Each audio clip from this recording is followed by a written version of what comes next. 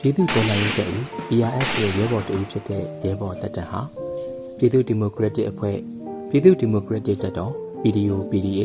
ပခုက္ကူခရိုင်တပ်ရင်း19တပ်ခွဲ3စိတ်ဖြူဘူမထားတပ်ဖွဲ့ပြည်သူ့လွတ်မြောက်ရေးတပ်ပေါင်းစု PNC ပြည်သူ့တော်လှန်ရေးတပ်ဦး PRF တို့ပါဝင်တဲ့အမှတ်၈စစ်ကြောင်းမှာတာဝန်ထမ်းဆောင်ခဲ့သူတဦးဖြစ်ပါတယ်။ရဲဘော်တပ်တန်းပါဝင်တဲ့အမှတ်၈စစ်ကြောင်းဟာမကွေးတိုင်းဒေသကြီးပခုက္ကူခရိုင်စိတ်ဖြူမြို့နယ်လက်ဆယ်ရဲစခန်းကို2025ခုနှစ်ဇူလိုင်လ18ရက်နေ့နံနက်ပိုင်းမှာဝင်ရောက်စီးနင်းတိုက်ခိုက်ခဲ့ပါတယ်။မနက်4နာရီခွဲမှာစတင်ခဲ့တဲ့လက်ဆယ်ရဲစခန်းတိုက်ပွဲမှာအမှတ်၈စစ်ကြောင်းတော်လှန်ရေးရဲဘော်များဟာရန်သူစခန်းတွင်ရဲတန်းရ၄ဆောင်ဘန်ကာ၄ခုအထိသိမ်းပိုက်နိုင်ခဲ့ပါတယ်။လက်ဆယ်ရဲစခန်းတိုက်ပွဲမှာ PDO PDA မှရဲဘော်နဂါးနဲ့ PRF မှရဲဘော်ထွန်းခါတို့ဟာအဖိနှိတ်ခံပြည်သူလူထုအတွက်တိုက်ပွဲဝင်ရင်းကြာဆုံးခဲ့ရတဲ့အပြင်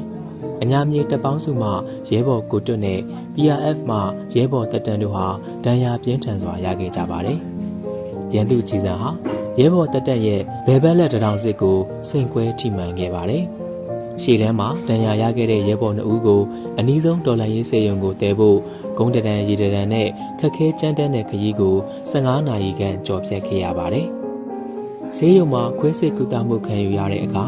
ရဲဘော်တပ်တန်းရဲ့ဘယ်ဘက်လက်ကိုတရောင်စစ်နေရာမှဖြတ်ခဲ့ရပြီးပြုတ်သွားတဲ့ဘယ်ဘက်ပါးတစ်ချမ်းကိုအဆင်ပြေသလိုပြန်ချုပ်ခဲ့ရပါတယ်။ခဲရတော့ရှိရတာစားလည်းဘုံမှတိုင်းစားလို့မရတော့ဒီတိုင်းဖွဲ့ဝါးစားလို့မရတော့မျိုးချာနောက်ပြီးတော့နောက်တစ်ချက်ကတက်ရှူလို့မရတာနောက်ကောင်းကတစ်ခါလုံးကိုတက်ရှူလို့မရတယ်တော့မောတယ်မခံနိုင်တာတော့ဟိုကျွန်တော်လို့တင်ရတော့ဘာလို့လဲဆိုဒီဝင်းကြီးရတော့ဟိုခက်ဖြစ်နေတယ်ကျွန်တော်လည်းငုံမကြခင်ကျွန်တော်ဟိုဘက်သွားချင်တာဆိုတော့ကျွန်တော်စကားမှာပဲလို့တင်စောင့်နေရတယ်ပေါ့ကျွန်တော်ဒီလက်ဒီမျက်နှာလိုပြင်ပြီးဆိုရင်ကျွန်တော်ရှင်းအောင်များထွက်ချင်တယ်ကျွန်တော်လုပ်ကိုများပြန်လုပ်ချင်တယ်ဒီတိုင်းလည်းကျွန်တော်မနေနိုင်ဘူးဗျာဒီဖြစ်စဉ်ကိုရင်ဆိုင်ရတဲ့အချိန်မှာရဲဘော်တပ်တန်းဟာအသက်22နှစ်ပဲရှိပါသေးတယ်။စစ်တပ်အာဏာသိမ်းခဲ့တဲ့2021ခုနှစ်မှာရဲဘော်တပ်တန်းဟာအသက်18နှစ်ပြည့်ပြီးစ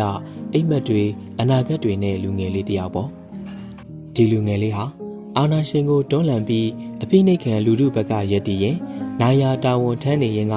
2024ခုနှစ်မှာလက်နက်ကင်လမ်းစဉ်ကိုရွေးချယ်ခဲ့သူပါ။ PRF ရဲ့ရှစ်မြင်းဆောင်ကာကြီးစစ်တင်နှန်းကိုတက်ရောက်ခဲ့ပြီးအမတ်ရှိစစ်ကြောင်းနဲ့အတူတိုက်ပွဲများမှာရဲဘွန်စွာပါဝင်ခဲ့သူလည်းဖြစ်ပါတယ်။တင်နန်းကာလမှာလည်းကြံ့ခိုင်မှုအပြည့်နဲ့စ조사တဲ့ရဲဘော်တပ်တန်းဟာ PRF ရဲဘော်တအုပ်အဖြစ်တာဝန်ထမ်းဆောင်စဉ်မှာလည်းစီကံလိုက်